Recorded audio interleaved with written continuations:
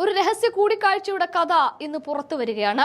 കഥ മാത്രമല്ല, ദൃശ്യങ്ങളും പുറത്തു വരുമ്പോൾ രാഹുൽ മാങ്കൂട്ടം തന്നെയാണ് വിഷയം. അടൂരിലെ സ്വകാര്യ ഹോട്ടലിൽ നടന്ന ഒരു കൂടിക്കാഴ്ചയാണ് പുറത്തു വരുന്നത്.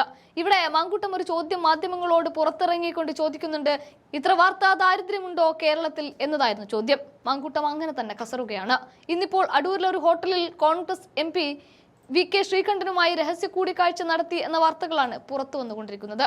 കോൺഗ്രസിൽ നിന്നും പുറത്താക്കിയ മാങ്കൂട്ടം പാലക്കാട് തന്നെയുള്ള കോൺഗ്രസിലെ പ്രമുഖ MP-യുമായി കൂടിക്കാഴ്ച നടത്തിയത് എന്തിനായിരിക്കുമെന്നാണ് രാഷ്ട്രീയ കേരളം ചോദിക്കുന്നത്.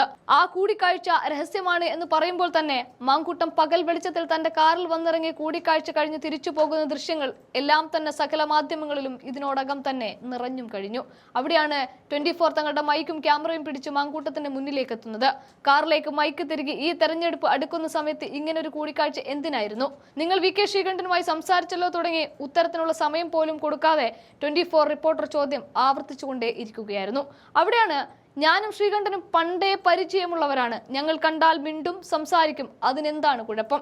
ഇനി CPM-കാരനായാലും BJP-കാരനായാലും ആരായാലും ശരി, തന്നെ പരിചയമുള്ളവരോട് താൻ സംസാരിക്കുക തന്നെ ചെയ്യും, അതിന് നിങ്ങൾക്ക് എന്താണ് കുഴപ്പം? ഇത്ര വാർത്താ ദാരിദ്ര്യമാണോ കേരളത്തിൽ എന്ന ചോദ്യം മാങ്കൂട്ടം ചോദിക്കുന്നത്. രാഹുൽ ജാമ്യത്തിൽ ഇറങ്ങിയതിന് പിന്നാലെ ആദ്യമായിട്ടാണ് ഒരു കോൺഗ്രസ് നേതാവുമായി ഒരു കൂടിക്കാഴ്ച നടത്തുന്നത്. അതുമാത്രവുമല്ല, രാഹുലിനെ 24 മണിക്കൂറിനുള്ളിൽ പുറത്താക്കിക്കൊണ്ട് അതിശക്തമായ ഒരു നിലപാടെടുത്ത ഒരു പ്രതിപക്ഷ നേതാവ് VD സതീശൻ നയിക്കുന്ന പുതുയുഗയാത്ര ഏറെ മുന്നിൽ നിൽക്കുന്ന നേതാവ് കൂടിയാണ് VK ശ്രീകണ്ഠൻ. ആ പുതുയുഗയാത്ര ഈ വഴി കടന്നു പോകാനിരിക്കെയാണ് ഇത്തരത്തിൽ വലിയ കൂടിക്കാഴ്ച ഇരു നേതാക്കളും നടത്തുന്നത്. തീർത്തും ഇവിടെ രാഷ്ട്രീയ പ്രസക്തി കൂടുകയാണ്. കാരണം താൻ പാലക്കാട് സ്വതന്ത്രനായി മത്സരിക്കാൻ പോകുകയാണ്. അങ്ങനെ മത്സരിച്ചാലും താൻ വിജയിക്കുമെന്ന കാര്യം ക്രൈംബ്രാഞ്ചിനോട് പണ്ടേ മാങ്കൂട്ടം പറഞ്ഞിരുന്നു. അതിനൊക്കെ ശേഷം ജാമ്യം കിട്ടി പുറത്തിറങ്ങിയ മാങ്കൂട്ടത്തിനെ വേട്ടയാടാൻ വീണ്ടും ഇരവാദങ്ങൾ ഉയർന്നു എങ്കിലും മാങ്കൂട്ടം തന്റെ രാഷ്ട്രീയ വേട്ട തുടർന്നുകൊണ്ടേ ഇരുന്നു. അതാണ് നമ്മൾ കഴിഞ്ഞ ദിവസങ്ങളിൽ കണ്ടത്. മന്ത്രി വീണ ജോർജിനെതിരെയുള്ള മാങ്കൂട്ടത്തിന്റെ ഫേസ്ബുക്ക് പോസ്റ്റ് 2 ദിവസം കൊണ്ട് മൊത്തം 4 പോസ്റ്റുകളാണ് മാങ്കൂട്ടം ഇട്ടിരിക്കുന്നത്.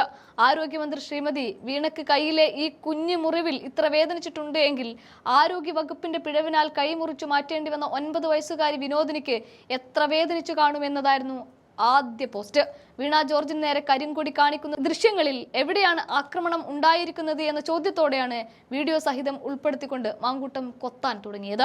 അതിന് പിന്നാലെ മികച്ച നടി എന്ന പോസ്റ്റോടെ മറ്റൊരു കുറിപ്പ് കൂടി.